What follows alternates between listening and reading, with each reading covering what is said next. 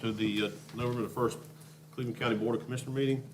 At this time, I'll call the meeting to order and determine if we have a chair. Madam Clerk, determine if we have a quorum. Madam Clerk, do we have a quorum? Yes, sir, we have a quorum. All right. If you would please stand. At this time, we will conduct the Pledge of Allegiance and invocation. Ms. Valerie McCrory.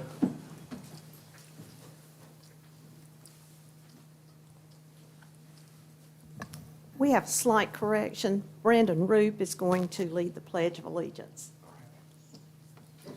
Thank you,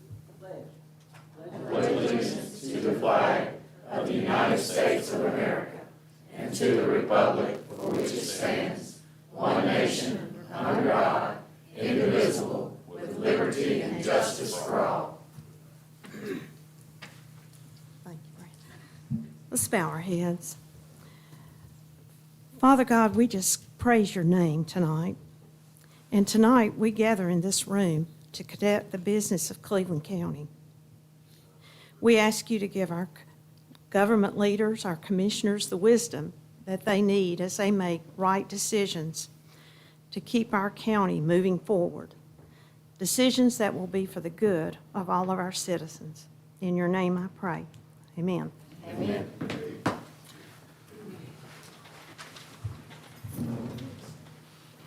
Next on the agenda, recognition of any elected officials. Next item on the agenda is recognition of any veterans. Veteran, please stand. Start to my right, introduce yourself and the branch of service. Scott Krause, U.S. Army. Donald Shank, Air Force and Army. Brandon Root, U.S. Army National Guard. David Lee, U.S. Army. Dennis Stacy, United States Air Force. Emmanuel Hunt Jr., U.S. Army. Johnny Hudson, U.S. Army. The ones that are here, do y'all have one of the county pins, the veterans pins? Anyone that doesn't have one, would they come forward and I'll give them one?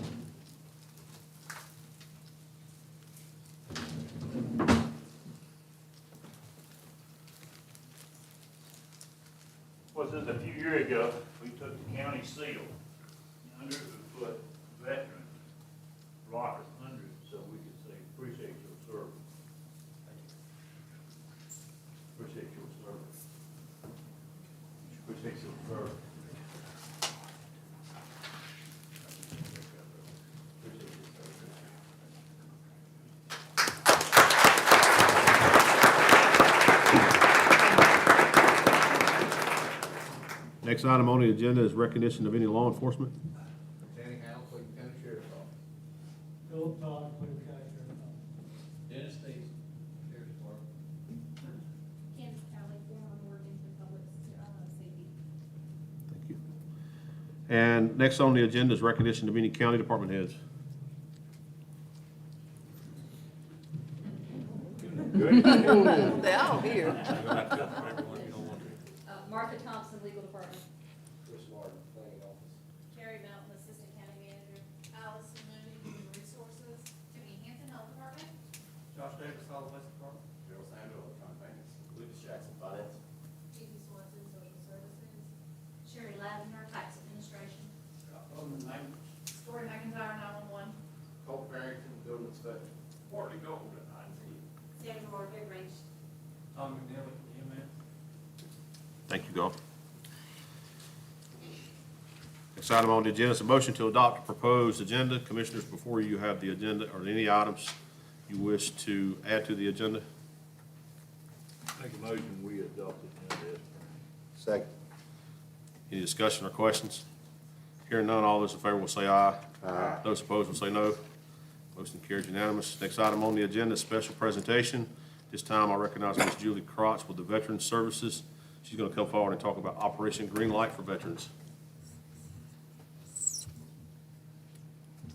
Julie, you can introduce anybody else that you have with you if you'd like to.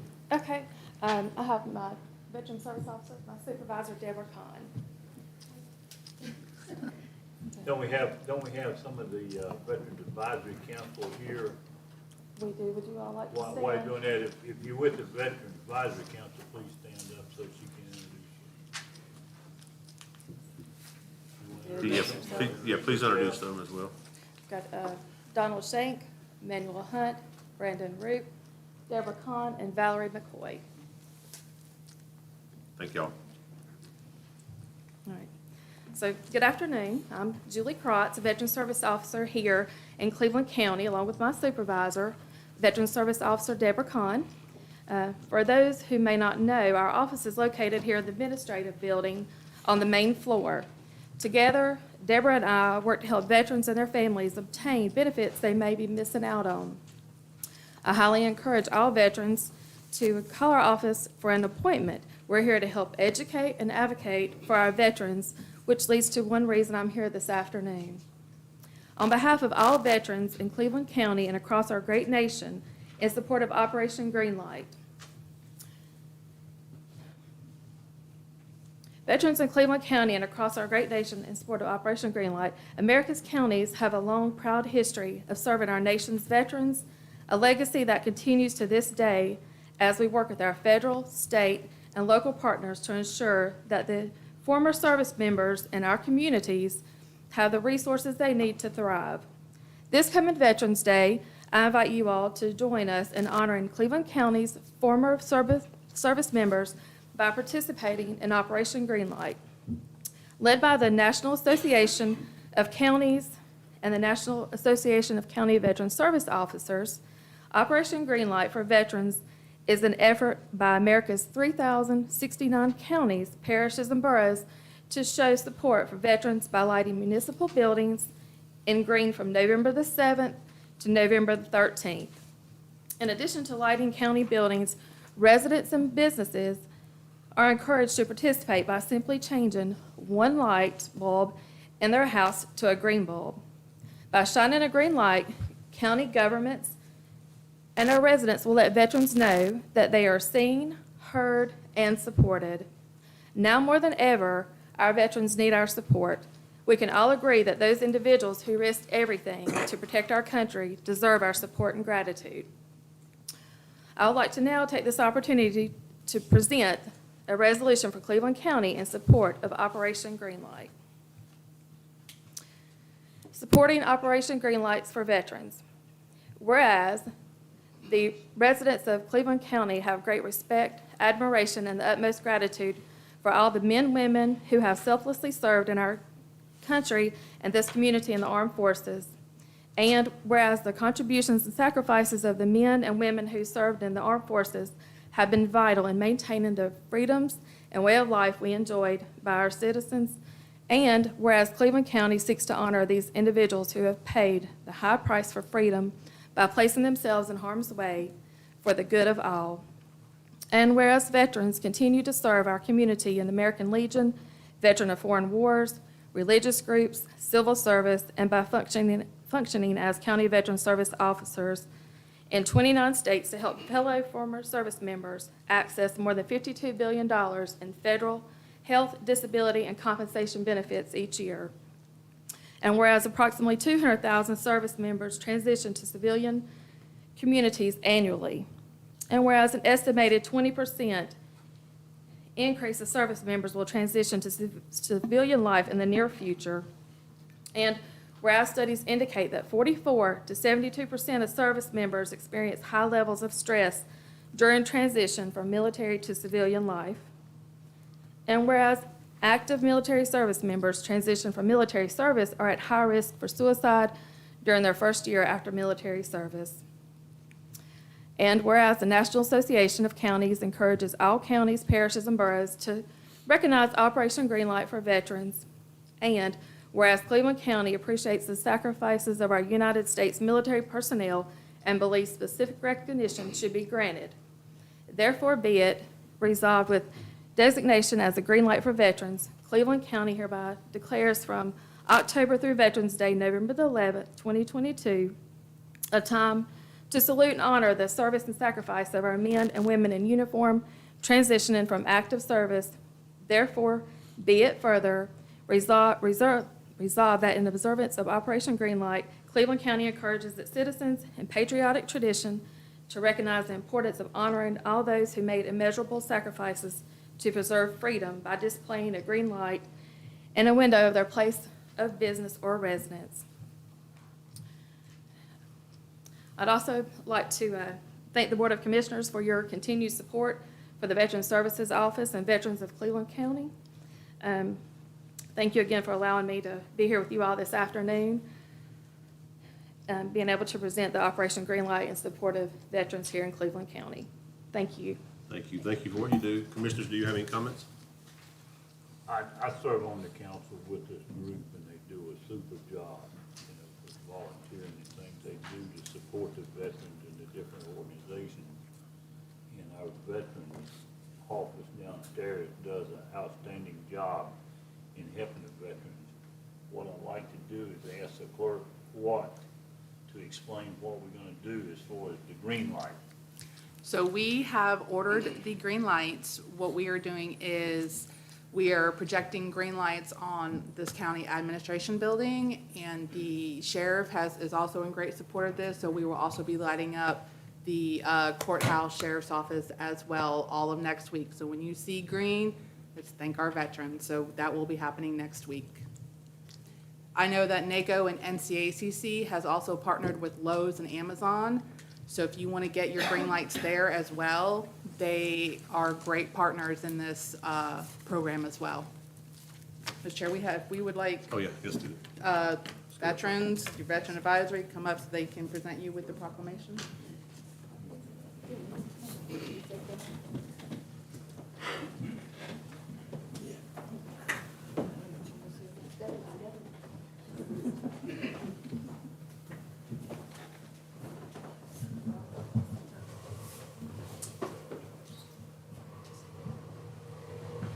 Tall people on the end, short people in the middle.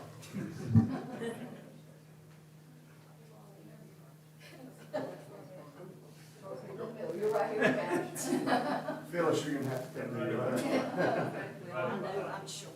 Yeah, you sure, you stand right in front of me. That'll fuck me up here.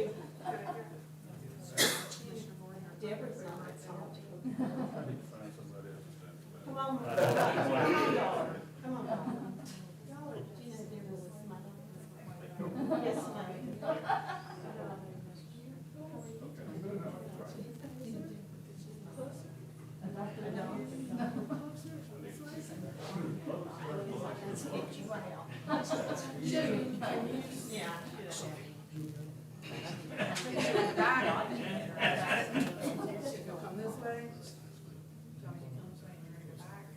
Oh, you want him in the back? There we go. Just set it There back you up. go. There you go. All right, everybody. All right, Eric. You got your ready. On three, everybody smile. There you go. One more. All right, very good. Thank you. Thank you.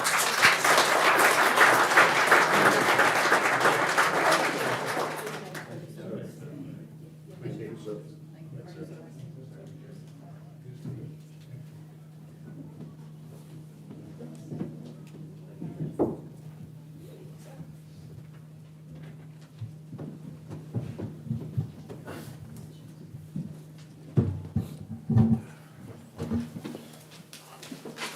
All right. Next item on the agenda, I'll recognize David Lee. He is the Director of the Foothills Workforce Development Board. He's going to come forward and discuss or present the Workforce Development Governor's Award. David. Commissioners, thank you for having us today. First off, I'd like to recognize some of my staff. First off, I'll start with Sarah Crank. Sarah Crank is my business services rep for Foothills Regional Commission. Please stand. There she is. All right, and I'm going to recognize Candace Callie, who's our NC Works Next Gen Program Supervisor. And then next up, I'm going to recognize Cynthia Horde, who's our Cleveland County Next Gen representative. Okay. So on October 14th, we had an awards presentation at our annual NC Works Partnership Conference. Every year, the governor recognizes people and organizations and partnerships across the state in 7 different categories. And I'm happy to report that Cleveland County, one county out of 100 counties, received 2 of those awards, and we have both recipients here today. First, I'd like to bring up Mr. Levi Blanchard, if you please come up. So Levi was recognized by the governor for award of distinction for the Outstanding Teen Award. Levi was caught in what a lot of high school students and a lot of high school seniors were caught in when the pandemic hit. Everything shut down. He was sent home. He was doing everything remotely. It didn't really suit him all that well, and he kind of lost his way a little bit. But since then, he's turned his life around. He's finished his high school education, and he's got back into Cleveland Community College, and he's working on his degree in business administration, correct? Yeah, and at the same time, he's also working at Starbucks? Yes. Over in Kings Mountain. So if you're ever in Kings Mountain, swing by for a cappuccino or something, say hi to Mr. Levi. So I know they gave you a nice award at the banquet, and I'll have to say, ours may not be as nice, but it's bigger. So we're going to go ahead and present this. So on behalf of the Foothills Workforce Development Board, I'm presenting Outstanding Teen Award presented to Levi Blanchard in sincere appreciation for your hard work and dedication in achieving your educational goals and objectives.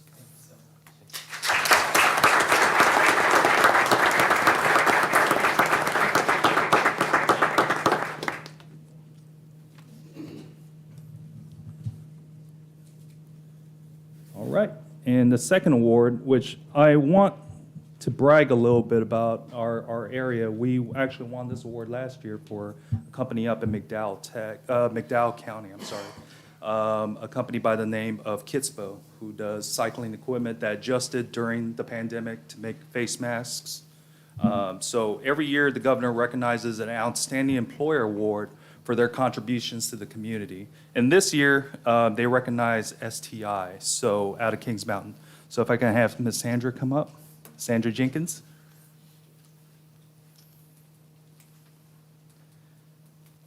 So I think Sandra can kind of talk better about what she does, if you're okay with it. I can give a nice little overview, but she's the one that really has a passion for hiring of reentry folks, what we call reentry folks, and the prison release program is probably a more common name for it. But I'll let Sandra come up and talk a little bit about that program.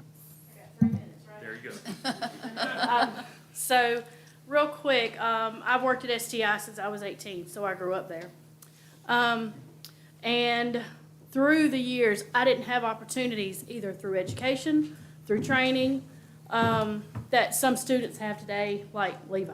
So not only are we working towards helping offenders transition back into society, we also work with high school students, introducing high school students ages 16 and up to manufacturing.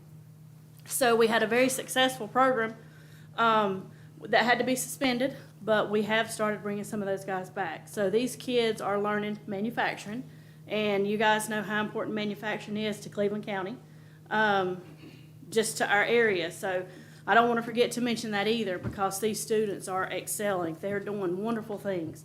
They're not just learning how to make fabric, which is what we do. We make furniture fabric.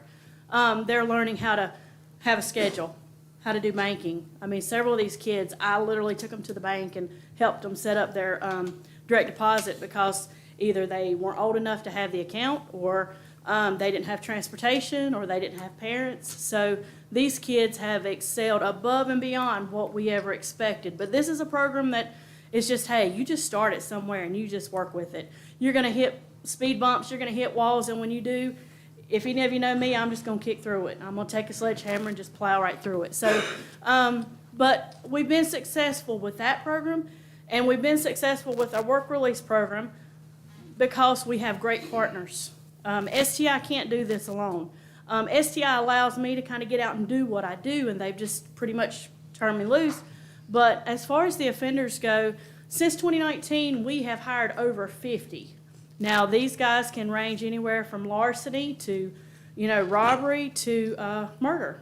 We had one gentleman that worked with us for over 20 years, or was incarcerated for over 20 years for murder, the only incident he'd ever had. This gentleman just got caught up in what they call in NCDPS a crime of passion. And it happened. And he came to work at STI, and I'm telling you, he did wonders. He just went through the ranks. He did it on his own. When he was released from prison, the day that they're released, They want to stay at STI. They want to work here. They don't want to go back to the counties where they come from because that's where the people know the old versions of them. They don't know the new versions. I have a 17-year-old son. When I started this, yes, I was afraid of the consequences, what might happen, bringing these folks in. My employees also there said the same thing. You know, you're bringing these guys in. I said, guys, again, we're going to try it. If we don't give some of these guys a chance, they're going back out on the streets anyways. When COVID hit, hundreds of them were released. They were in prison one day and released to the streets the next day. They had nowhere to live. They had nowhere to work. And what happens when you don't have food, when you don't have a job, when you don't have a place? You're going to go back to what you knew before. So right now I have about 12 guys that have remained employed with STI post-incarceration. These guys are doing phenomenal. They are never out of work. They are working overtime. They are developing family and relationships in the community. They are solid. NCDPS came through yesterday just to do their monthly audit, and they were surprised at how many former offenders are still employed. So if you think about it, my son who works at Food Line, one of these guys, if he didn't have the help and the assistance that STI gave him, he could have went right back out on the streets, and my son could have been a victim. So I look at this as we are making a positive impact to our community. We're trying to do something good. There's always a chance something bad's going to happen. I mean, something bad could happen with me. I could make a wrong decision tomorrow. But I just want to say that I'm thankful for the opportunity STI gives me. I'm thankful that Cleveland County has and other partners in the area have worked with us to allow us to do what we do. And I just pray that we continue making a positive impact on this community. So thank you, Commissioners. Thank you. Oh, sorry. Jumped the gun there. Was I right? I should just let her talk, right? Because I couldn't have summarized it better. So on behalf of Foothills Workforce Development Board, we'd like to present you with the Outstanding Employer Award presented to STI King Plush Incorporated in sincere appreciation for your continued leadership, dedication, and generosity in supporting your community.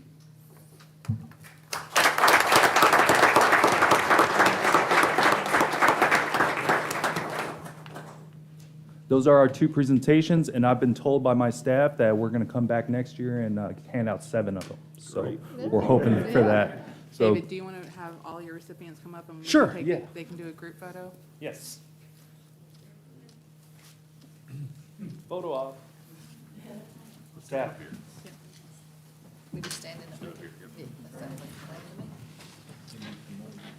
And we're gonna stand up, we're gonna Do stand. that? John, We're just gonna stand up here. Oh, okay, we're gonna stand up here.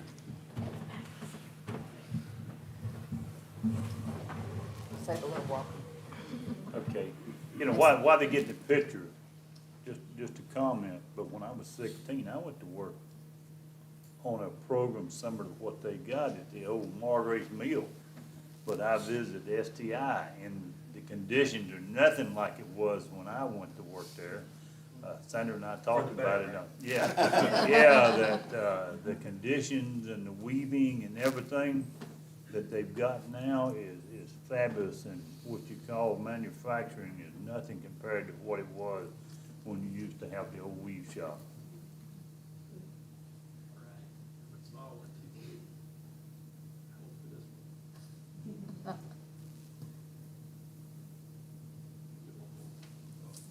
One more. All righty, thank you.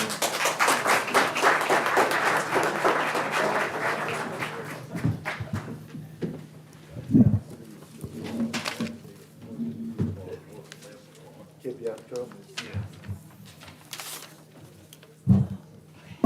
I'm not moving that.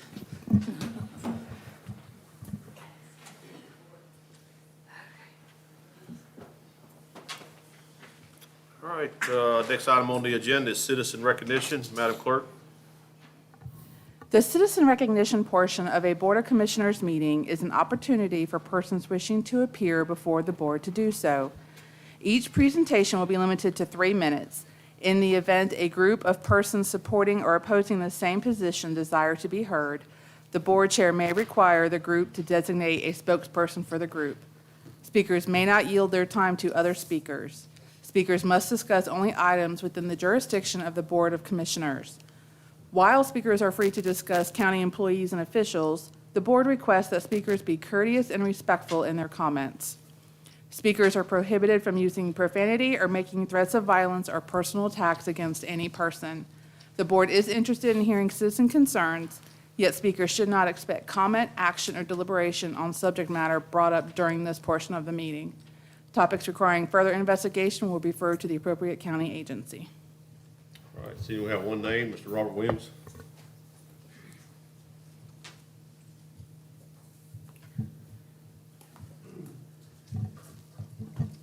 I know how much y'all like to hear me talk about things going on in Cleveland County, so I'm gonna try to give you a little speech every meeting that I get a chance. And what I want to talk about tonight is the tale of two lawsuits in the Supreme Court. There's two lawsuits coming up within, I think, December. Cleveland County roots. One of them is Tim Moore's lawsuit. And I read an article in the Charlotte Observer, an editorial, that you'd think Tim Moore's was lower than the devil. But I'm on your side on that one, Tim. So good work. The other lawsuit I want to talk about is regarding EMS pay that wasn't paid. And the Supreme Court, well, it started out in district court, bounced around a little bit, and like usual, you try to make it very difficult. The legal system makes it very difficult. But the person prevailed. They lost in the district court, U.S. District Court, and appealed to the Court of Appeals and won. And the county appealed to the Supreme Court. So apparently the county does not want this case to go to court. Now, I just didn't make all this stuff up. I think it's 4, 5, 6, maybe 6, 7 years ago. I got a call, and I believe it was the person that filed this lawsuit about how overtime pay was not being paid properly. And now the Supreme Court's going to hear about it. So those were the days when the county had I guess, problems with their budget. The big thing in 2008 that lasted for years and years was in effect. County pay was frozen, except for the county manager at that time. He got bonuses. But the EMS people that worked long shifts, they didn't get their pay paid properly. Now the Supreme Court's going to hear about it, and I hope they win. Thank you. Next item on the agenda is the consent agenda. County Manager Brian Yep. Thank you, Mr. Chairman. Several items for consideration. We'll begin with item A, which are two sets of minutes from October the 13th, the Commissioner work session, as well as October the 18th. Both of those minutes are in your packet for review and consideration. Item B is your monthly manager's report. That'll include all of your lateral budget transfers for the last 30 days, as well as a couple operational highlights. I'd like to point out our local government commission required audit by our external CPA firm, Thompson, Price, Scott & Adams, is well underway and anticipated to be submitted on time. And I'd also like to point out that our finance staff, I'm very pleased and proud of their work as they continue to manage a tremendous influx of state grants to the tune of about $93 million, which we're incredibly grateful for. Certainly has advanced the board's strategic plan, but the administrative work there is something that they're doing a great job of. Item C is from tax administration. It's application for exemption and exclusion, consideration of late application. We have 3 for consideration. The total fiscal impact is $2,296.43. Point out that each of these would have been approved at the staff level had they been submitted on time. Item D is budget amendment number 20 on the year. Cleveland County Schools, as the board is aware, several meetings ago you approved 2% increase in classroom teacher supplements for Cleveland County Schools, which at that time had an estimated cost of $1.5 million. We've already done the first budget requirement to procure those funds. As you all are aware, school teachers received a raise in this year's state budget, and this is to budget the remaining applicable cost of $240,378. As a reminder, this is being transferred from the recently created Commissioner Escrow, which is housed in the school reserve fund, and those dollars are from over collection of property taxes and unrestricted sales tax, and so they are an appropriate funding source, an unrestricted funding source for this use. Item E is from the Public Shooting Complex, Budget Amendment number 21 on the year, request a budget grant from the NRA of $7,500. We'll be using this to offset some expenditures associated with the upcoming Glock National Shooting Match. Item F is from the Planning Department. This is a request to set a public hearing for Tuesday, December the 6th, 2022. It would be case 2231 to rezone 1103 Hendrick Lake Road from rural ag to residential. That's 3 parcels contained in that request and that application that sum to approximately 8 acres. Item G, very similar, request to set a public hearing from the Planning Department. It'll be case 2232. The request is for December the 6th, regular commissioner meeting to rezone 4206 Falston Road, also from rural agriculture to residential. This is 1 parcel. It's approximately 3 acres in the application. Item H, also from Cleveland County Schools, this is to consider surplus property of parcel 17575. This is commonly known as the old Shelby Middle School ball field. It's approximately 6 acres, and the school system has deemed it surplus and is required statutorily, are required to offer first right of refusal to the county.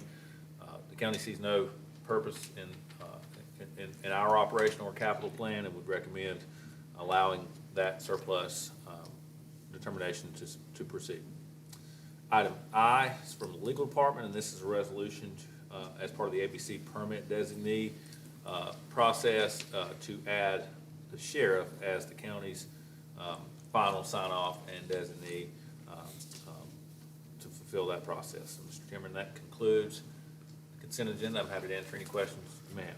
All right, thank you, sir. Commissioners, you've been presented with the consent agenda. Is there any discussion? Mr. Chair, if I may. Yes, sir. Ask the county manager, under this D, I read an article today, apparently the guy didn't know what he was talking about, or didn't take time to research the funding source that this money come from, as far as just teacher supplement. Could you go into detail and sort of explain where it come from, how it come from, and where the separation is? Sure. I'd like to hear that. Hey, just, So I'll do my very, very best, and you tell me if I'll provide any follow-up you have.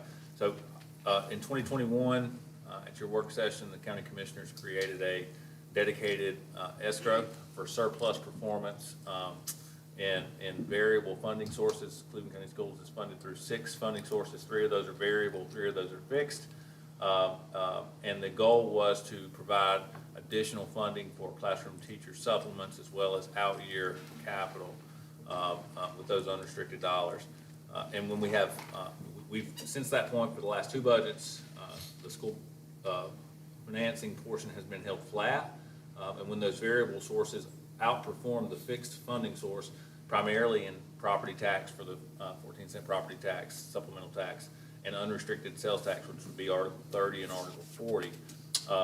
Any surplus in those revenue centers is transferred to your escrow, and those funds are then available for your consideration and appropriation. The full 1.5 several meetings ago, and then this subsidiary 240,000 are both paid for out of those funding sources, which are at your discretion. Yes, You sir. good? Are there any other questions? Johnny, I would agree with you. The facts in this space is out there if anyone wanted to see them, or they can call and ask. But this has been discussed on multiple times in front of this board here in at work sessions, and the school system's well aware of it. And think this hyperbole today is not correct, and this information's out there, and if anybody's interested, they can find it or they can request it from any of us, and we'll make sure that they've got it. With that being said, is there any other discussion? If there's no more discussion, I would make the motion, we accept the consent agenda. All right, we have a motion and a second. All those in favor will say aye. Aye. Anybody opposed will say no. Motion carries unanimous. Next item on the agenda is a public hearing. So Madam Clerk, will you read your statement? Yes, sir. After a public hearing has been opened, persons wishing to speak for or against the proposition will be asked to come forward and first state his or her name and address. All comments from the public are to be directed to the Board of Commissioners. There should be no comments made to other members of the audience. If a speaker has a question, that question is to be directed to the chair. No one will be allowed to speak at the hearing more than once unless the chair recognizes the speaker a second time for rebuttal of information brought forth after another speaker has spoken. The original presentation of any speaker will be limited to no more than 5 minutes. The rebuttal presentation of any speaker will be limited to no more than 3 minutes. All right. So I think we have two, right? No, just one. Just one. Just one. All right, so I'll recognize Chris Martin. He's our planning director to come forward. He's going to present case 22-30. This is a request to amend section 12-161 or 12-161 of the Cleveland County Unified Development Ordinance.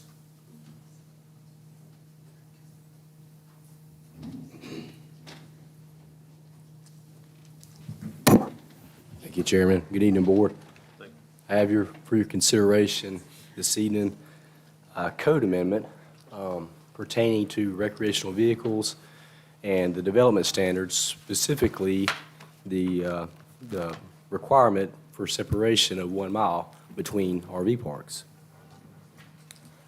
I'll give you a little background. An RV park, by definition in our code, is basically a plot of land that's used to house RVs for the purposes of recreation or vacation purposes. We've seen a significant increase in the use of properties across the county for RV parks. Prior to around 2018, we were averaging one new one every few years. In 2019, we saw 5, 20 we saw 6, and 21 we saw 7. So we went from having around one new one every several years to 6 or 7 new ones per year. The board noticed these changes and the impacts that they were having on the communities. And prior to any ordinance that we've had, they were allowed in our residential zoning districts and our general business zoning districts, and there were no development standards. In 2021, you directed staff to develop some standards so that they would be organized in a manner that addresses public safety and fits in with the community. And we proposed those amendments which you adopted, and they had setbacks, landscape screening, and requirement for 1 mile separation. In May of 2021, you limited the zoning districts to only the business districts. And then in January of 2022, we revised the ordinance to improve the road standards to meet fire code, and we eliminated the 1 mile separation due to the limitation of the zoning districts. And we also eliminated some road standards such as the length because we had adopted the fire code. At your September 2022 work session, you directed staff to reevaluate the 1 mile separation standards and bring to you a proposed amendment for your consideration. 1 mile or separation standards, the considerations for them are that they're basically a tool to manage density of a use. With our knowledge and use of this type of standard before, we learned that there's a couple things that you want to consider. You want to consider how you're measuring from park to park, and you would want to consider when to apply the standard. Basically, are you applying it to existing parks, or are you applying it to permitted parks? And we've created some language to add that standard, and then to address those concerns or considerations. And it basically limits RV parks. It prohibits a new RV park from being located within 1 mile of an existing or permitted RV park. And then it also describes the measurement method of using the distance from parcel to parcel of the least amount. This does require a public hearing, as the chairman stated. So the board can discuss any reasons. They can ask any questions of staff. Options tonight would be to approve, deny, or approve with any modification that the board desires. And I can answer any questions. Thank you, Chris. Before we open the public hearing, commissioners, are there any questions or comments from the board before we open the public hearing? All right, hearing none at this time, we'll open the public hearing. So anyone wishing to speak for or against planning department case, this is a request to amend section 12-161 of the Cleveland County Unified Development Orders. Please come forward and state your name and address. Anyone wishing to speak for or against planning department case 22-30, request to amend section 12-161 of the Cleveland County Unified Development Orders, please come forward and state your name and address. Seeing none, the public hearing is now closed. The public hearing is now closed. Commissioners, do you have any questions or comments?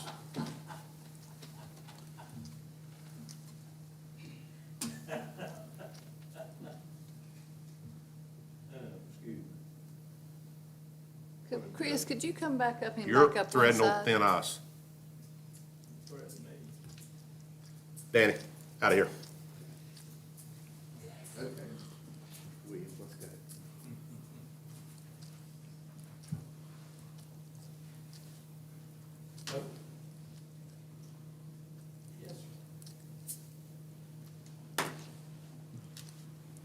This is what happens when you speak out.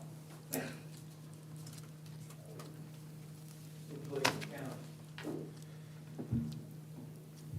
Right ours will offend somebody. Commissioners, do you have any questions or discussions on this item? Chris, can you back up one? I was just reading something and it flashed back before I got through. I don't know that I have a question. I just wanted to look at it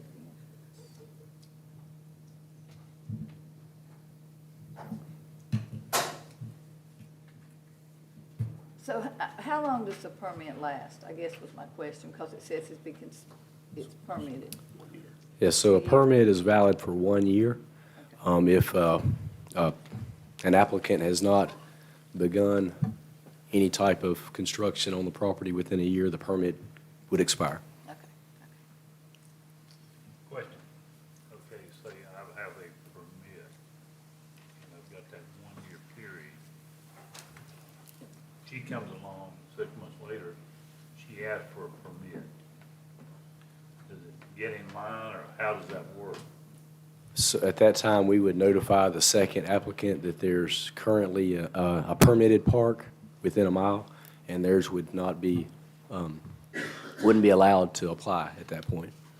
They could wait until that permit. Over a mile distance, can she apply for the permit and get in line, say, and if I don't do nothing within a year, then her permit, or does she gotta wait until the end of that year? She could certainly apply, but we basically couldn't accept or approve the application. And this would apply for approved applications. So And if I had a large enough track, I could back up a mile and. you could, Yeah, that's correct. As long as that distance is there. Yeah, it's not We're necessary. gonna be neighbors. Could be, I'm just saying, you know, if, in the event that, you know, it wasn't that mile. But there are systems that you make a person aware, we already have an active permit within this mile radius right now, and it runs to X number of days. So your permit or request for permit would not be valid until such and such a date. That's correct. We basically keep a mapping layer of all the permitted RV parks, and when we have someone approach us with a new application, that would be the first thing that we would look at.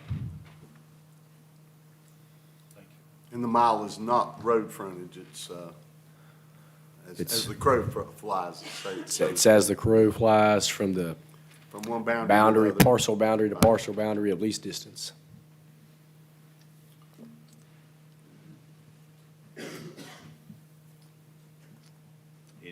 other comments or questions? Can you go back to our action slide so we can propose, we can approve, deny, or amend, right? So what's the pleasure of the board?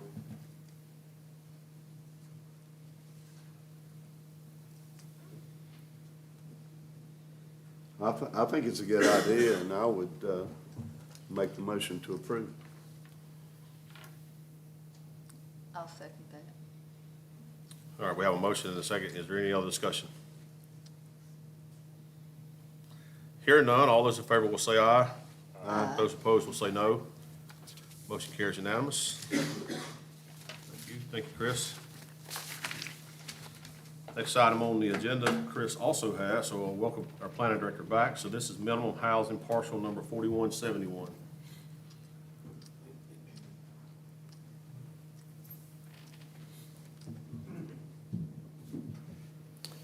All right, so our next item is, for your consideration, is a minimum housing case for 112 Leslie Drive. And before I move further, I'm going to welcome to you our newest addition to our planning staff, Mr. Isaac Cook, sitting in the back. And he'll be helping our staff with these types of cases in the future, and you'll probably be seeing more of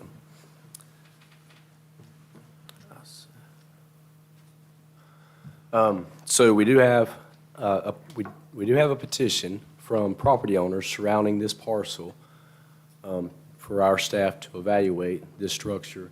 Minimum housing is a tool that basically provides safe living conditions for our county residents. It's a method of helping to eliminate blight and unsafe structures in our neighborhoods. And it's a tool that our general statutes allows us that helps basically improve the quality of life of these communities where these types of structures, these dilapidated structures are residing.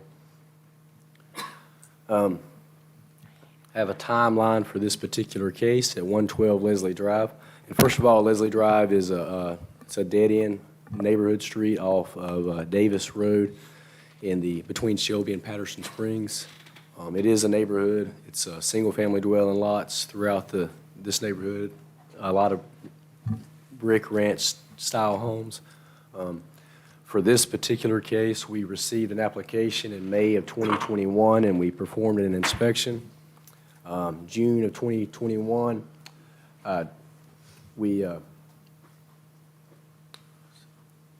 we sent notices to the property owners, and they were received by the property owners. July of 2021, we held a hearing where the property owners had an opportunity to come talk to our staff about the structure. No one showed. We submitted an order to the property owners, which was received, giving them 90 days to make improvements to the property. That order expired in November of 2021. In March of 2022, this spring, we sent another notice to the property owners, letting them know that that order has expired. And in July of 2022, we posted notices on the property, and we made another inspection and determined that there had been no improvements made to the home. And the next couple of slides, I'm going to show you some pictures of this structure. These are views from the side, the carport area. I think a tree must have fallen on the property at some point in time. You can see that there's been no maintenance of the property at all over the last several years. That's a pool in the backyard that's been left unattended for a number of years. And it just creates a safety hazard for the neighbors around that. And then there's some other pictures of the structure damage. So the options for this case would be to approve the ordinance that you have in front of you that would direct staff to remove the structure and clean the property, deny the ordinance, or allow more time for the property owners to make improvements.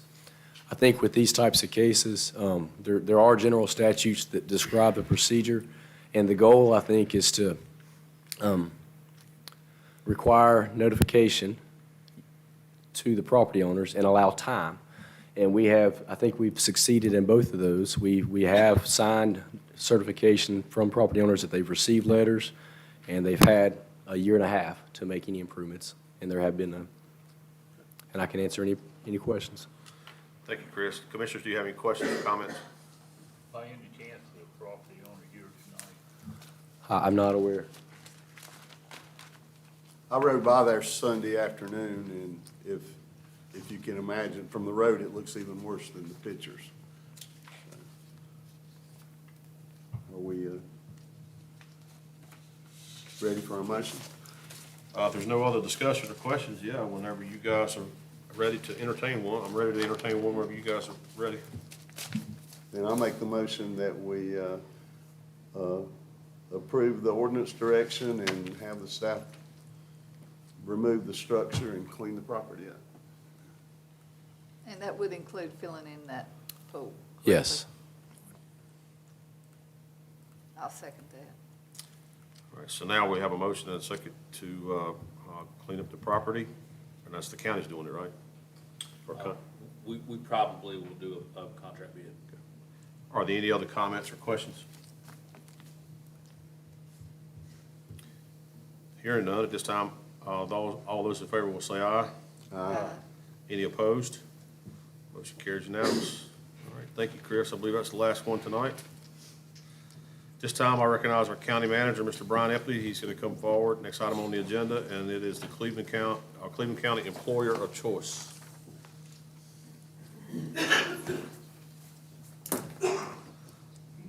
Thank you, Mr. Chairman. Commissioners, I very much look forward to the opportunity to update you on one of your one of the strategic initiatives and one of the, the highest priorities that you've all had as a board.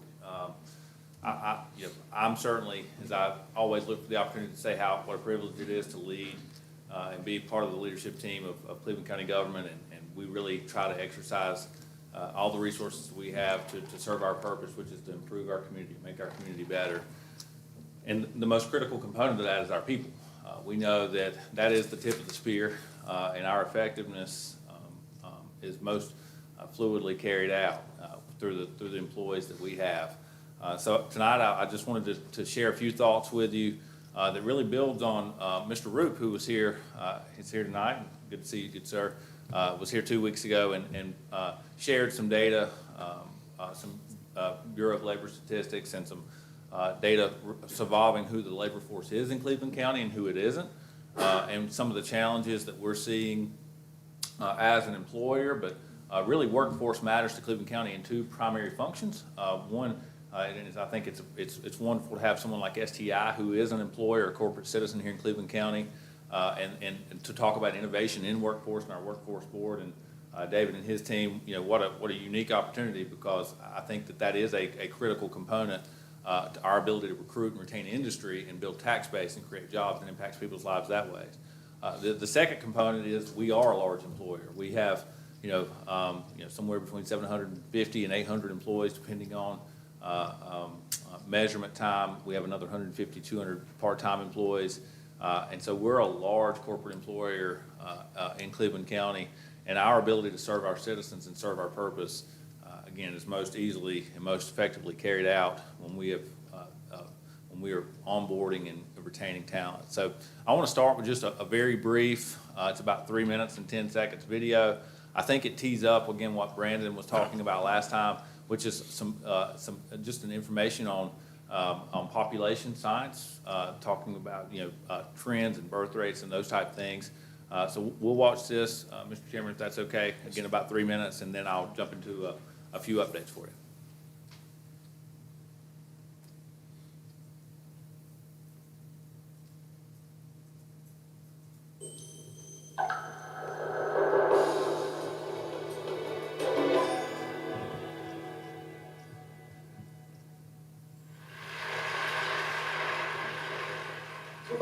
Is a very special year for me.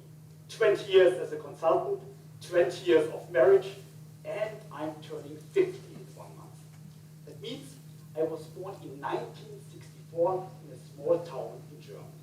It was a gray November day, and I was overachieving. The hospital's maternity ward was really stressed out because a lot of babies were born on this gray November day. As a matter of fact, 1964 was the year with the highest birth rate ever in Germany, more than 1.3 million. Last year, we just had over 600,000, so half of my number. What you can see here is the German age pyramid. And there the small black point at the top, that's me.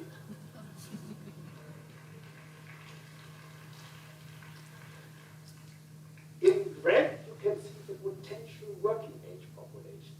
So people over 50 and under 65. And I'm actually only interested in this red area. Now, let's do a simple simulation of how this age structure will develop over the next couple of years. As you can see, the peak is moving to the right, and I, with many other baby boomers, will retire in 2030. By the way, I don't need any forecasts of birth rates for predicting this red area.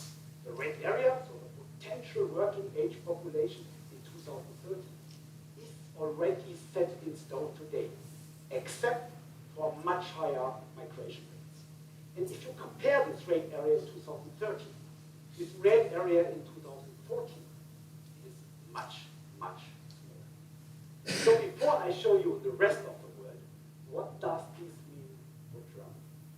So what we know from this picture is that labor supply, so people who provide labor, will go down in Germany and will go down significantly. Now, what about labor demand? That's where it gets tricky. As you might know, the consultant's favorite answer to any question is, it depends. So I would say it depends. We didn't want to forecast the future, highly speculative. We did something else. We looked at the GDP, the productivity growth of Germany over the last 20 years, and calculated the following scenario. If Germany wants to continue this GDP and productivity growth, we could directly calculate how many people Germany would need to support this growth. And this is the green line, labor demand. So Germany will run into a major talent shortage very quickly. 8 million people are missing, which is more than 20% of our current workforce. So big numbers, really big numbers. So, click on that next one, if you don't mind. So the takeaway, and can you pull the video back I'm up sorry. and just click on the black X? Where he paused, it was at 3 minutes and 10 seconds. He was demonstrating two key takeaways to the video. Get back there just a moment. Right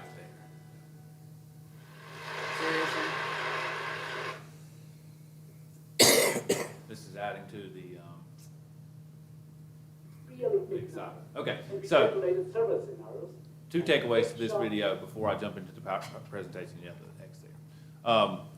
Obviously, this is a German, so but the concept is global. And the primary takeaway that I would point out, and I've shown this video in employee meetings we did back in July, and I've shown it in a couple of other presentations that I've done, but it was produced and recorded in 2014. So something we're all feeling now, which is this contraction in the labor force, where there's a shortage of workforce, was highly predictable and really was a tidal wave that everyone that works in this industry of workforce speculation could have predicted. What the difference is, it happened in 2020 because of COVID versus in 2030. So again, the forecast, the analytics would have said we had 7 or 8 more years of automation, 7 or more years of labor supply coming in. But when you take, an 8 million, workforce person supply shortage and you back it up because of COVID, that is why we're experiencing what we are today. And what does this mean? This is the example of you go to a restaurant to eat, you say you need a party of 3 and they say there's a 30-minute wait, but you see 14 open tables. And the reason is they don't have the staff to serve those tables. Or you order something and it has a 10-week turnaround when it seems like it's an everyday commodity because manufacturing firms are struggling to find labor to do that production. You can go back to the PowerPoint now. So again, I think it's interesting and it's highly predictable. When you look at the science of aging, it's very predictable. If I'm 40 years old today, in 10 years, if I don't die, I'm going to be 50.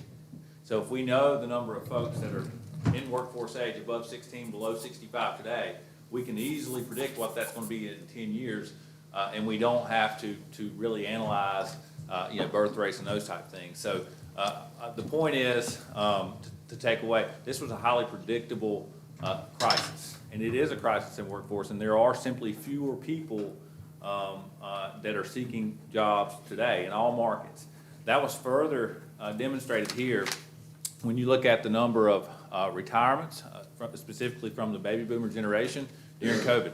3.2 million folks chose to retire with the onset of COVID. These were folks who didn't want to, to navigate the health hazard risk of going to work, or people who began working remotely or were laid off and realized that retirement life was a good thing. Time with grandchildren, those things was a very positive thing. But if you compare it to 2019 or 2018, you're almost double the number of folks leaving the workforce through retirement. So again, this aging concept further exacerbated by a high number of exodus. You bolt on to that a trend that's been happening generationally in our country for some time. This is a map of the country from 2003 here on the left versus 2017, and it shows each state in the country for fertility rate or birth rate. And as Brandon talked about last time, we know that to be balanced, that has to be 2.1, right? So mom and dad have to have at least 2 children to replace themselves. If they have less than 2 children, theoretically the population has diminished. If they have more than 2 children, 2.1, theoretically the population is growing. And you can see in North Carolina, in 2003, we had a replacement rate of about 2.04. So we were basically balanced. When you fast forward to 2017, and really most of the states in our country, our replacement rate was about 1.7. So on average, mom and dad have 1.7 kids, which is an indication that not only has the workforce seen a mass exodus, but the supply for some time has been diminishing as well. And when you have lower supply and a higher proportionate amount exiting, again, that just limits the actual number of folks who are active. Another point for consideration, when you go all the way back to the revolution of our country, from 2010 to 2020, our country grew by about 25 million folks. But proportionally, that was the slowest growth census measurement period in the history of our country. We've literally never grown slower. Again, that all of those things at some point or what people were forecasting would have impacted us in 2030. Because of COVID, that was expedited, and we are feeling it now. Further, again, more people leaving, less people coming in, slower growth, and of the people, again, as Mr. Root pointed out 2 weeks ago, what we're seeing in the region, labor force participation. So of the people able and willing to work, fewer are choosing to, for whatever reason, earnings capacity, child care, all those things that we talked about then. That has rebounded some since COVID in North Carolina to about 60.5%, but still, compared to where we have been in the past, it's a smaller pool of potential talent and labor force. So what does all that mean? That's a lot of information at a very high level. And what does it mean for us? You take the observation of higher than normal COVID retirements, primarily from our most credible working generation, right? I think that the one kind of sociological norm about the baby boomer generation is that they were absolutely production minded and a working mentality. And so when you have that level of exodus from the workforce, it really leaves a gap. You bolt onto that diminishing birth rates and then a fewer proportional engaged participants of who's left, it makes labor and talent a real commodity, something that is cherished and something that should be pursued and something that will be competed over. And I think that's what matters to Cleveland County. We again recognize that our ability to run EMS calls or inspect septic systems or to take garbage or to work with children or to do all the things that we do across county government that really impact people's lives.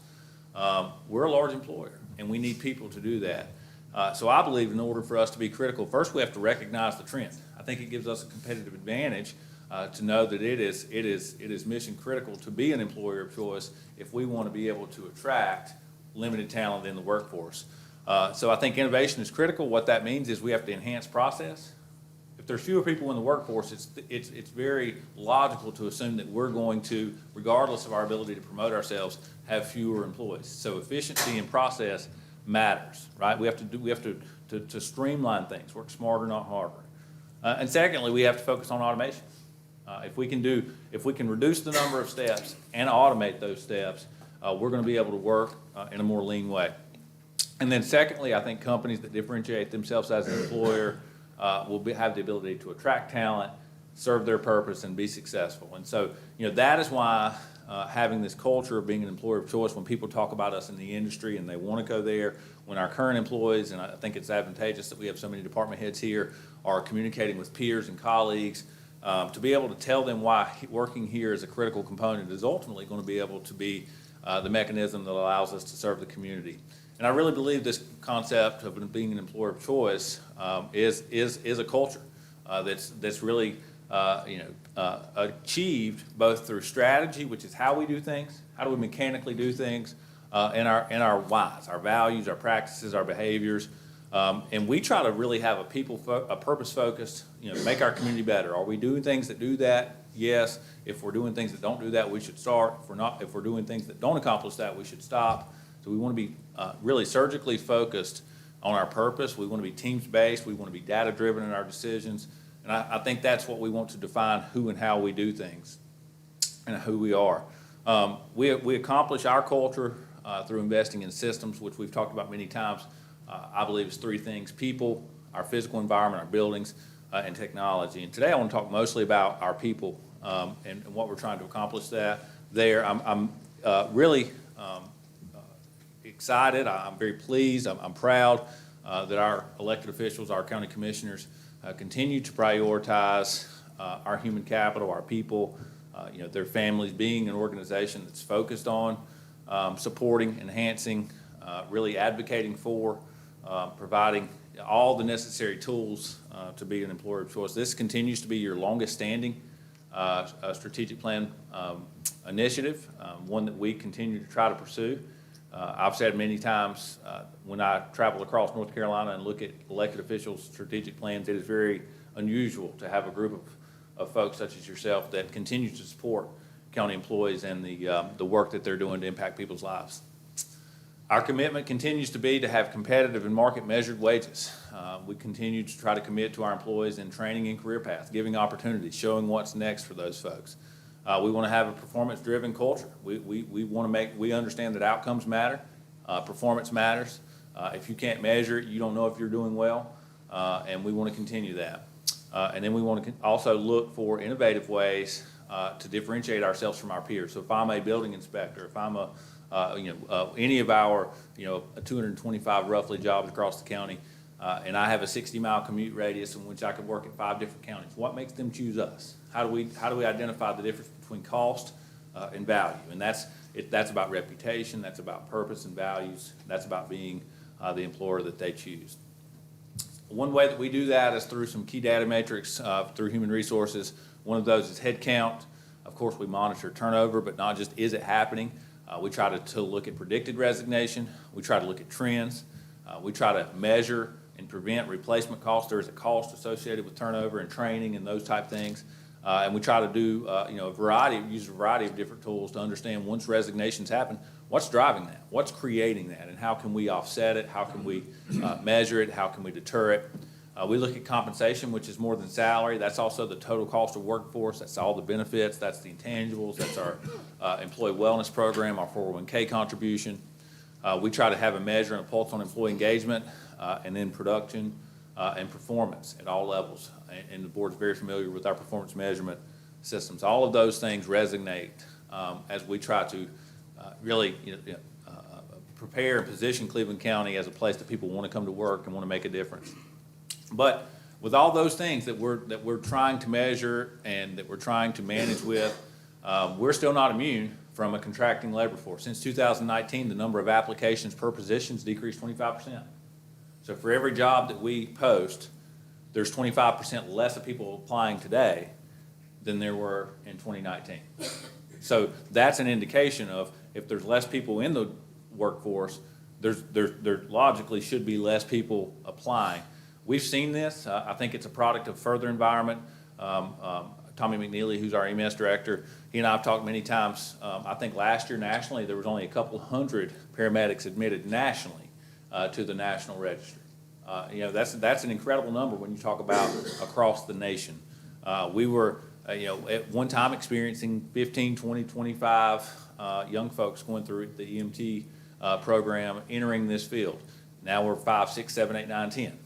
So, if that's the supply, how do we add to that? So we, as the board knows, has started a CTE program with Kings Mountain High School.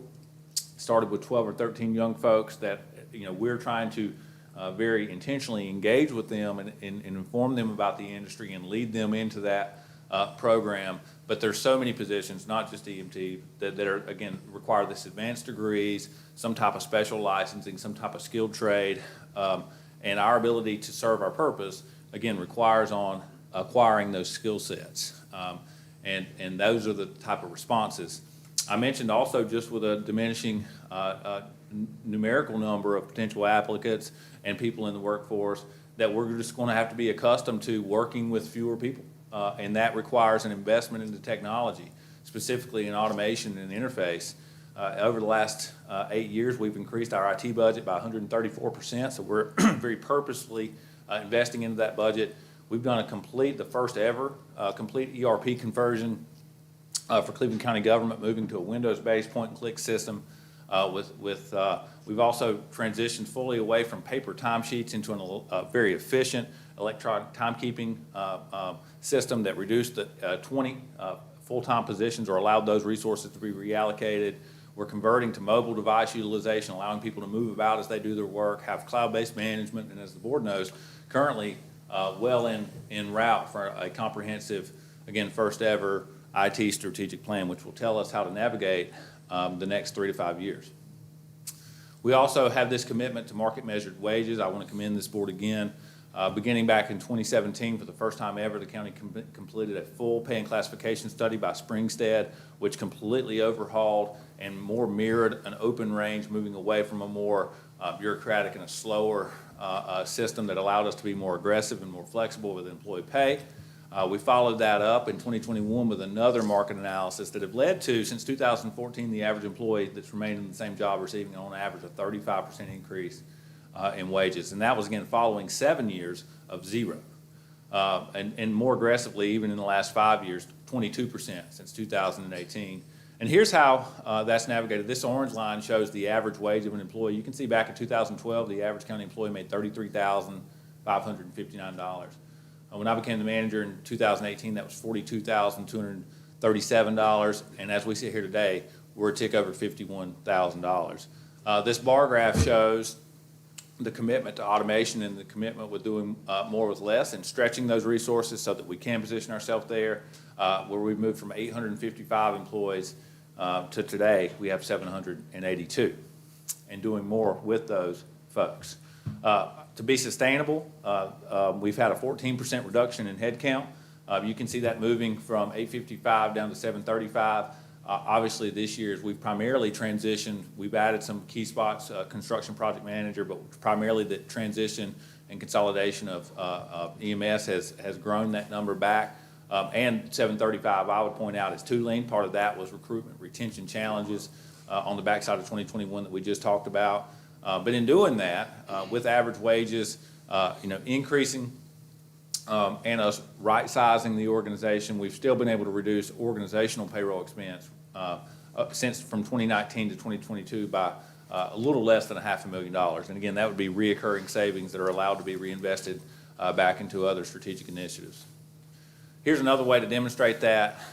As we've continued to see that average employee compensation increase, that makes us more competitive to the open market and more comparable with private market. I would point that out. That's something that we haven't seen, and I'll demonstrate that here in a moment. Historically, we've never had to compete with retail and hospitality and fast food, but there's a tremendous, as we've seen wage escalation in the private market, $15 minimum wages, $17, $18 to work at Chick-fil-A. That's become an area that is now, we're seeing folks leave the stress and the anxiety of some of the things that we have to offer as a full-time employee and go do those things. But as we sit here today, the cost of a 1% increase, $379,000, is approximately parallel with where we were 4 years ago. And again, been accomplished through attrition, through technology investments, and being more fluid and automated. Other data points that the board challenges us to manage, as you all know, Since 2018, we set a very ambitious, I would consider an industry premier goal of having a 90% talent retention rate. Currently, we're at 83.2%. As you can see us here, we compare very favorably to our peer groups. They're at about, a tick under 79%. So we're just moderately overachieving there when you compare us to some of our peers. But one of the most promising things that I see is our average tenure. So this is a commitment to our employees, to stick through the hard times. When we saw a dip in employee retention and we had a higher number of open positions and the pressure that puts on other folks, to see our average tenure continuing to climb tells us that our employees are sticking with us. They're choosing to stay here, even through those periods of turnover. And as we sit here today, we're tick over 7.5 years of average tenure.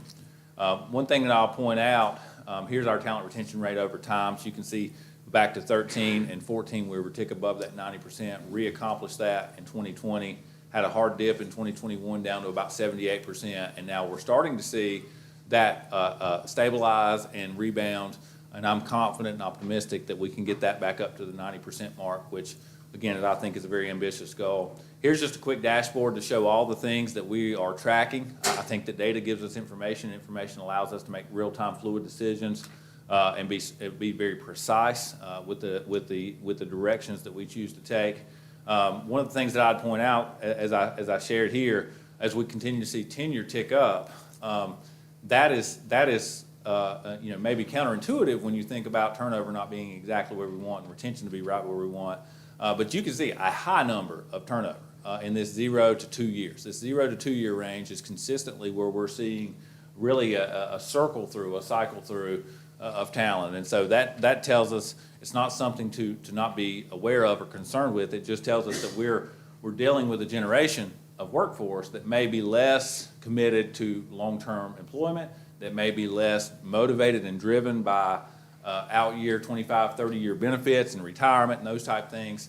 But again, it's the data that I think helps provide us with direction and decisions and impetus and priority and materiality and all those things.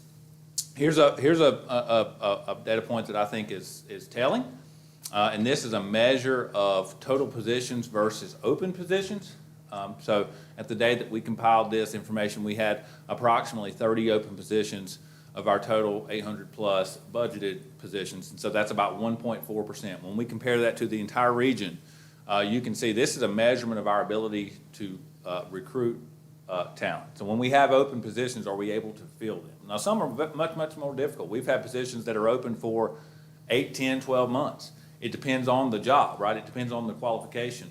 I've shared with the board before, across the state, I think there's about 310 level 3 building inspectors for 100 counties and 1,200 municipalities. So to recruit that spot is a real challenge. Or, as many board members know, it took us over a year to find a licensed veterinarian. Those are real challenges simply because the market doesn't offer the volume that it requires to just post a job and fill it. But in general, when you compare our likelihood of landing a successful candidate or filling positions, only 1.4% of our positions are open, and that compares very favorably to every other local government that we measured. I mentioned employee and training.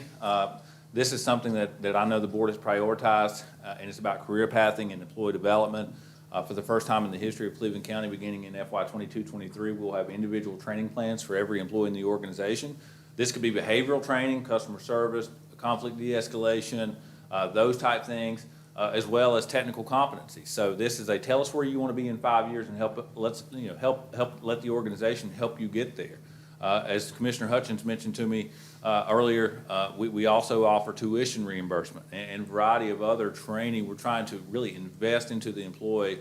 And again, I see that as a differentiation tool for us as people are choosing about where they want to work. And I think this is something that is offered online as self-paced, as well as in cohorts and in person, and leadership development, and a variety of other really systematic tools.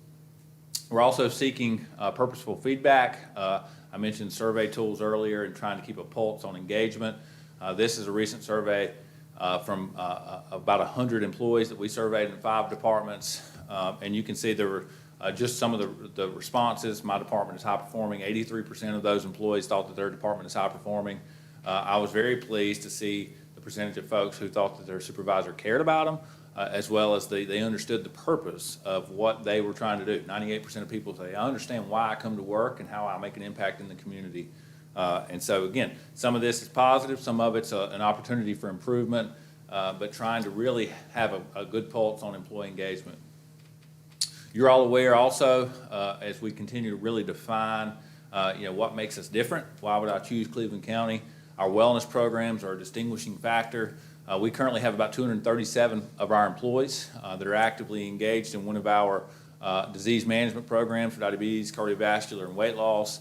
As you're well aware, we won first place in the North Carolina Business Group Health for small and mid-sized employers, and that's total workplace wellness.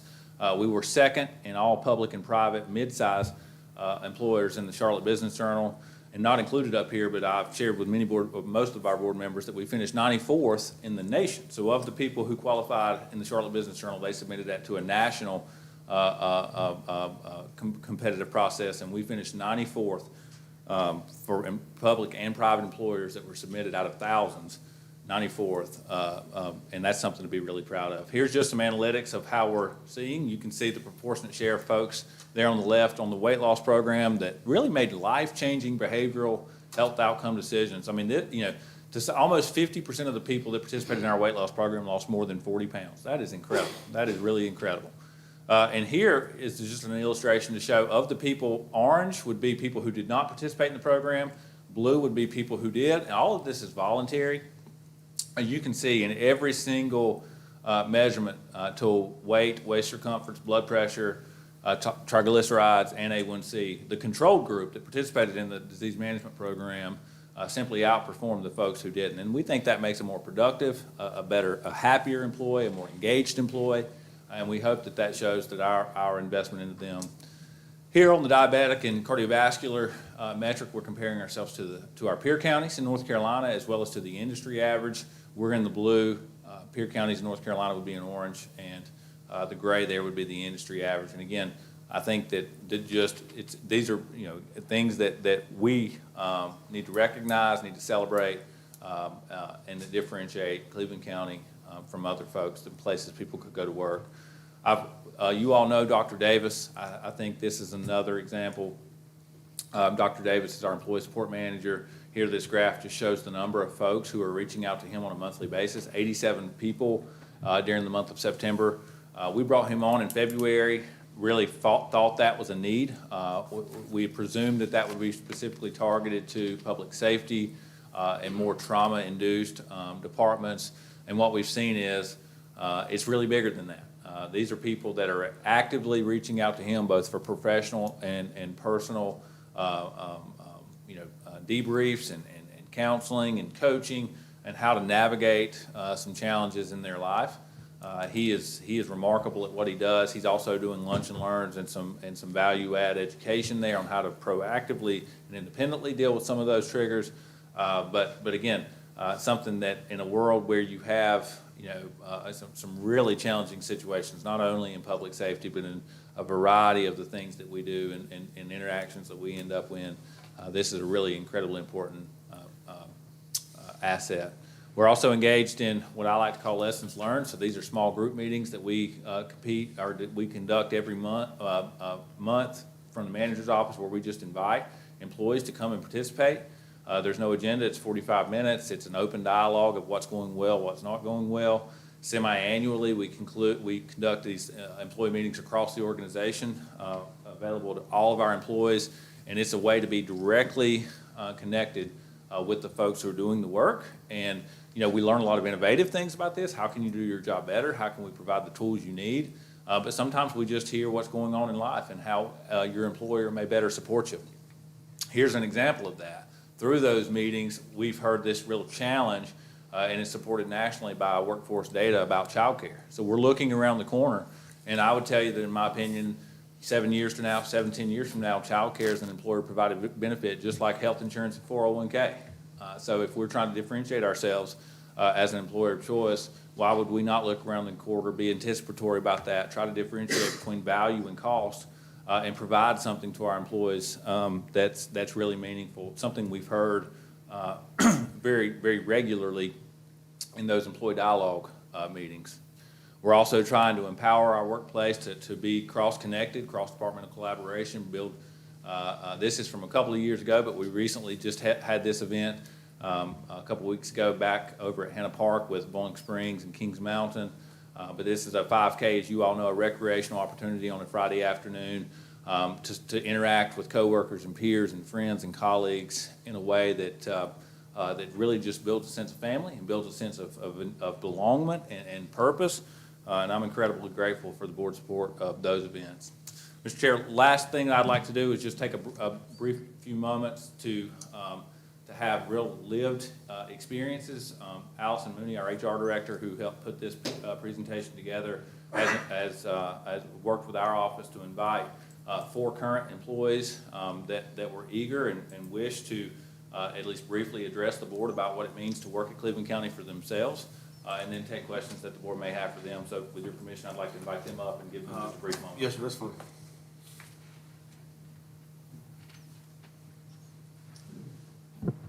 Good afternoon, Board. My name is Contisha Browder. I do go by Tisha. I do work for Cleveland County Department of Social Services. I've just recently been promoted as a Child Welfare Program Manager. I've been here for 14 years, which they've been 14 good years, I must say. I've enjoyed working for this organization and having the ability to grow professionally and personally. They've given me that foundation and allowed me to climb the ranks. I even started an entry-level job and was able to go to school and still support my children and do what I needed to do to continue to work for the county. They've nurtured me along the way, allowed me to grow professionally, and given me opportunities to continue to be an asset for this organization. So that's very important to me. In the 14 years I've been employed here, I've seen DSS evolve so much. I mean, the first few years I was here, like he talked about, we didn't get raises. We were on a freeze. So since Brian has stepped in, the commissioners have sat where they've sat, y'all have taken care of our organization, and we greatly appreciate that. So what I want to say is that we continue to evolve with different processes for how we're getting people in the door with the interview process, where we're doing Thursdays and Fridays, where we're doing interviews every week, scheduling them, trying to get those vacancies filled so that our workers don't feel the pressure of not having enough help. And then the other thing that we're doing is the morale dollars. It's something that was decided internally where we could take a small portion of money and come together every quarter and do something small for our employees to show our gratitude and kind of let them have an opportunity to let their hair down and meet and greet other employees that they don't get a chance to have time to talk to. So that's been a really good asset. So Cleveland County DSS is a great organization to call home. That's what I call it.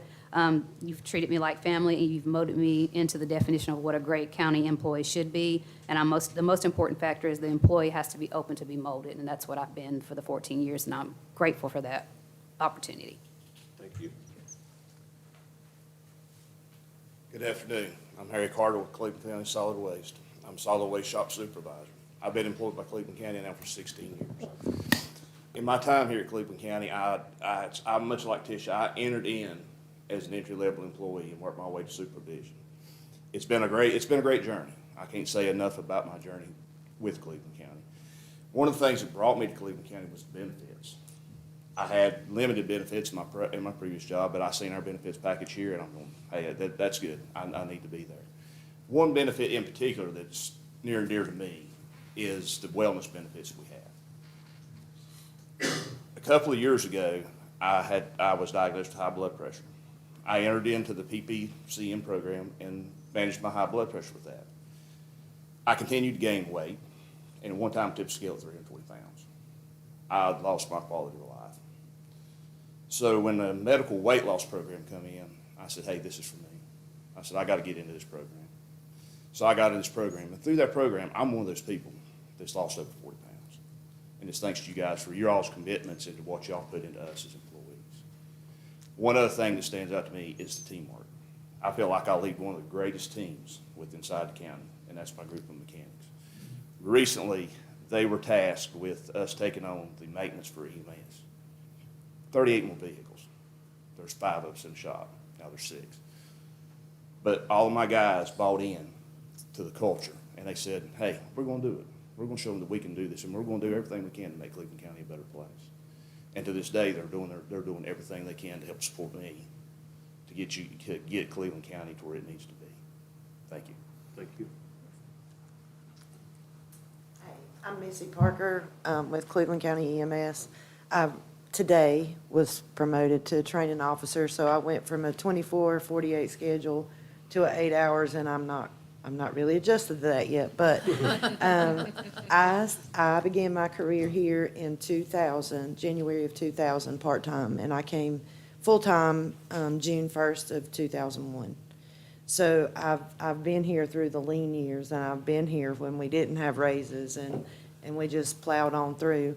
I started as an entry-level paramedic and worked my way up from to field training officer, lieutenant, captain, and now major training officer. And I love the people of Cleveland County. I grew up here. I was born here. For a short time, I had to go to work at Lincoln County because EMS here was a QRV system, and there just wasn't any openings. So I guess that was a good thing because I got my start there where I didn't know really anybody, so there wasn't the off chance that I may run into some of my family members on calls, and that was a good learning experience. And then as quick as I had the opportunity, I came back home. The benefits here, they're unmatched, and that's what I tell everybody about who is considering whether am I going to apply at Jim's, am I going to apply at Rutherford, Lincoln, or Cleveland. I tell them, yeah, but you can look those places, but I guarantee they don't have employer-paid 401k, whether or not you put in a penny. And I guarantee they don't have the wellness program that we have. And I guarantee they're just not as cool as we are. So, but I came here with the intention that I'm going to retire here, and that's my plan. And it's y'all. I've become a level 1 instructor, a level 2 EMS instructor while I've been here. Every opportunity for education and growth that I've wanted, it's been right here, and I appreciate it. Thank you. Hello, my name is Ashley Wetstein. I work in finance as a finance accountant.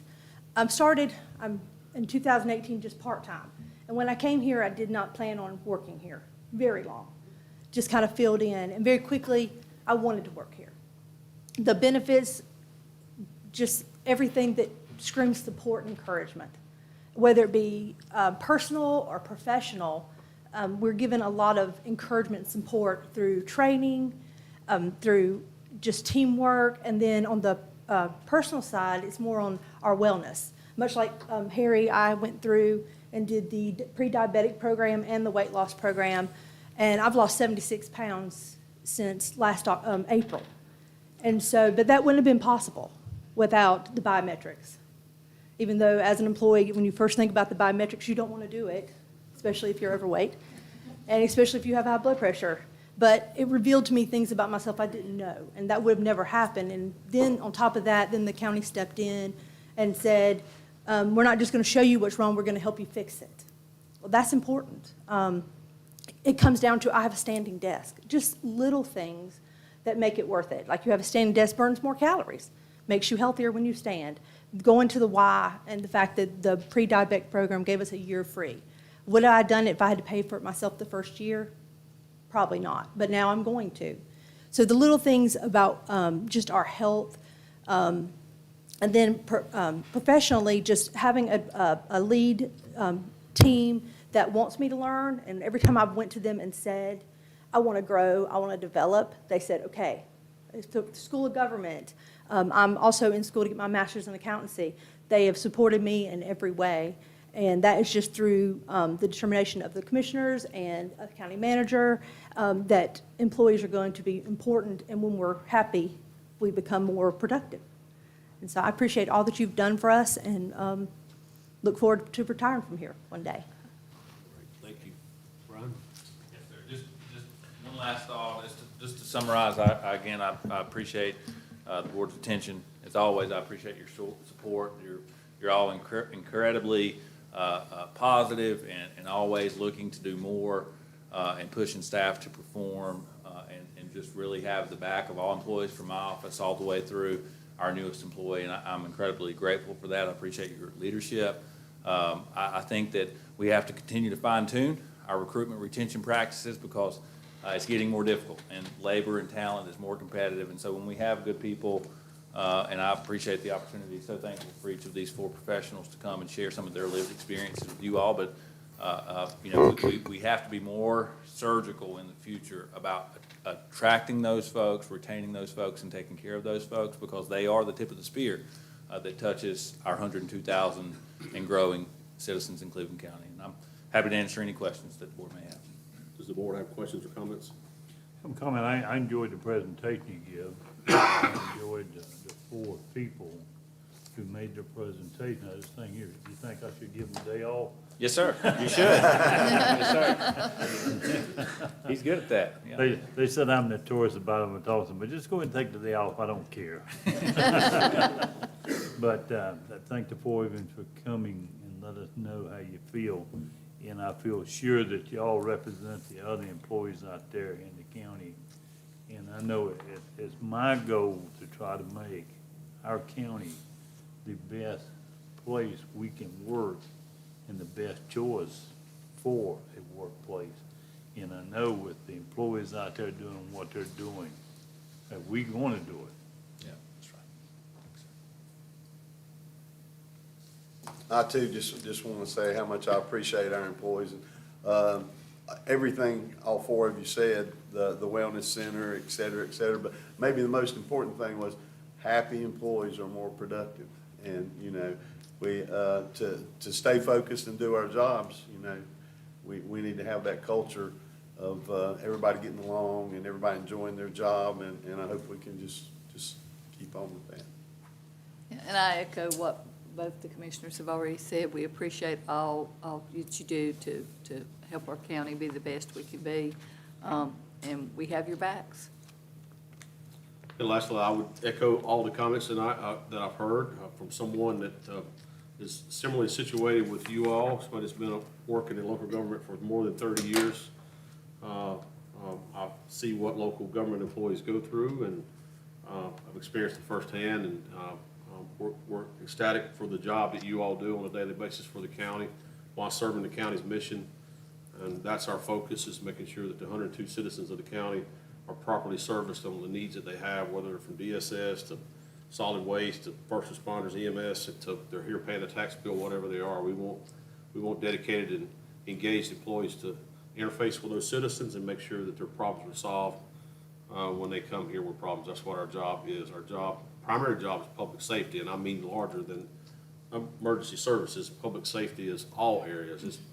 It's DSS, it's health department, it's all areas of that, even down to making sure that buildings are built properly. So, and that's not to say that anything else that we do is less important, but that's our primary focus in making sure that our citizens are well taken care of. And our role is to make sure that that's done in the end, but there's no way that the 5 of us could do that without the employees of the county, and making sure that you all have what you need to take care of your families and come to work duty ready to serve the citizens of the county is what we strive to do, and we thank you for what you do. All righty.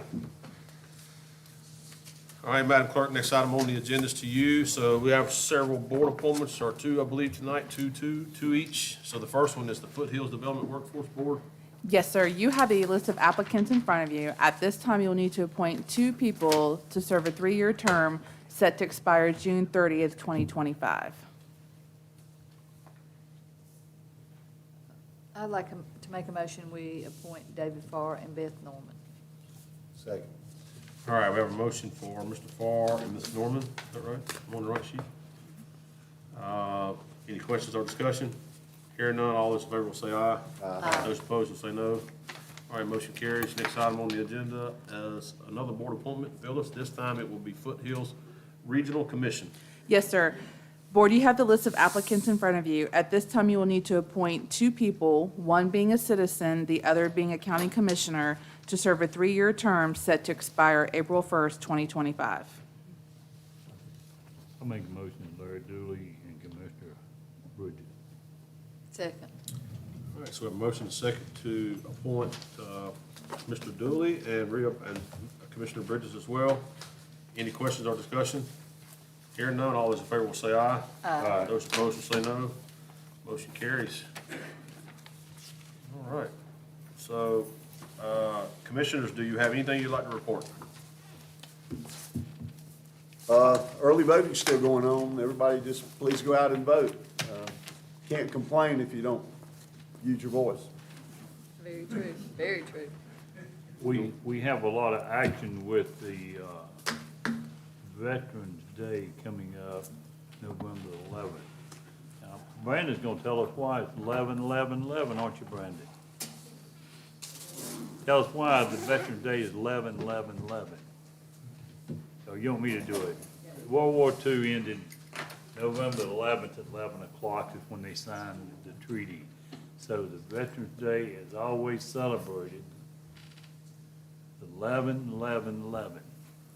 I felt sure you knew that, but anyway, I wouldn't have called it. I bet you knew it, didn't you? Yeah, so I just asked the wrong one, but anyway.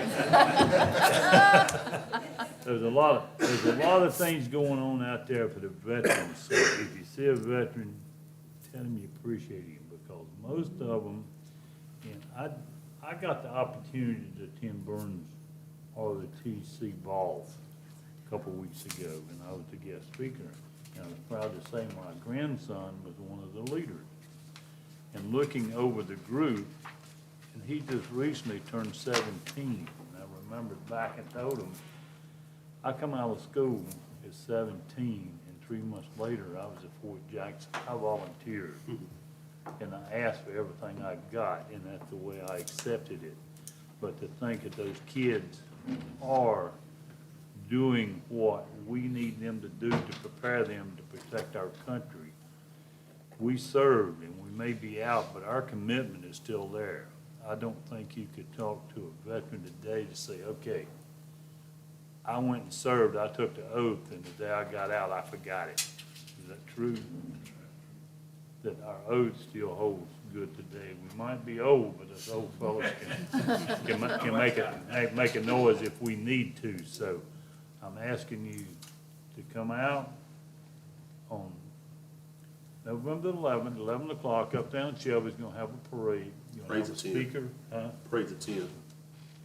The parade is at 10. 10. Service Parade's at 10. service So is at anyway, 11. Service at 11. the memorial service will be at 11 o'clock, so come out and enjoy it.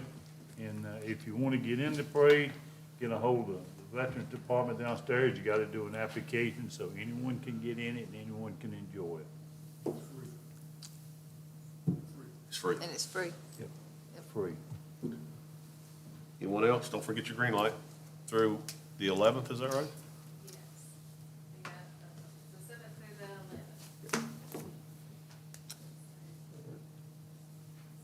Staff, do you have, Brian, staff, do you have anything you'd like to report? I actually have one real quick thing. So this is for all of our members of the audience, people at home. Next week, the county will be sending out information about the upcoming Volunteer Service Award. So every year, each county, the governor recognizes its leaders and volunteers in the community.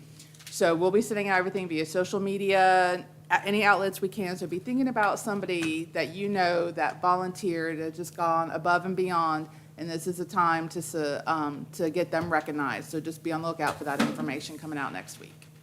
All right, last item on the agenda tonight is adjournment. The next meeting of the Cleveland County Board of Commissioners will be held here in the Commissioner Chambers on Tuesday, November 15th, 2022, beginning at 6 p.m. With that, I'll ask for a motion to adjourn. So moved. Second. All those in favor will